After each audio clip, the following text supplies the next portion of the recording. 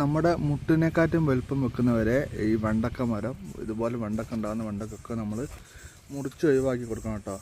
എന്നാലും ചെടി നല്ലൊരു വളർച്ച കിട്ടും. നമ്മളൊരു മുട്ടിൻ്റെ ഏകദേശം ഒരു മുട്ടിൻ്റെ ഹൈറ്റ് വെച്ച് കഴിഞ്ഞിട്ടുണ്ടെങ്കിൽ അതിൻ്റെ മേലോട്ടേക്ക് വലുതാകുമ്പോൾ നല്ല രീതിയിൽ ഇതുപോലെ ശിഖകളുണ്ടായിട്ട് കായ് നല്ല രീതിയിൽ കായ് ഉണ്ടാവും കേട്ടോ. അപ്പോൾ ഈ ചെറിയ രീതിയിൽ ചെറിയ വലുപ്പത്തിലുണ്ടാകുന്ന ആദ്യം ഉണ്ടാകുന്ന കായ്കളൊക്കെ നമ്മൾ കുറച്ച് വലുപ്പം വെക്കുമ്പം തന്നെ കട്ട് ചെയ്ത് ഒഴിവാക്കണം. എന്നിട്ട് ചെടീനെ നല്ല വളർച്ച എത്തിക്കാൻ വേണ്ടി നോക്കണം കേട്ടോ.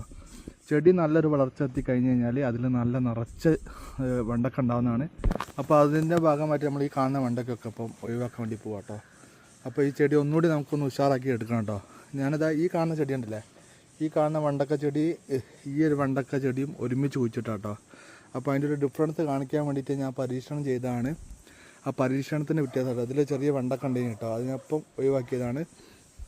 ഇതുപോലെ ചെറിയ ഇതിൽ തന്നെ വെണ്ടക്ക ഉണ്ടെങ്കിൽ അപ്പോൾ ഞാനത് മുറിച്ച് ഒഴിവാക്കിയതിന് ശേഷം കണ്ടോ തൊട്ടടുത്തുള്ള വെണ്ടക്ക കണ്ടില്ലേ, നല്ല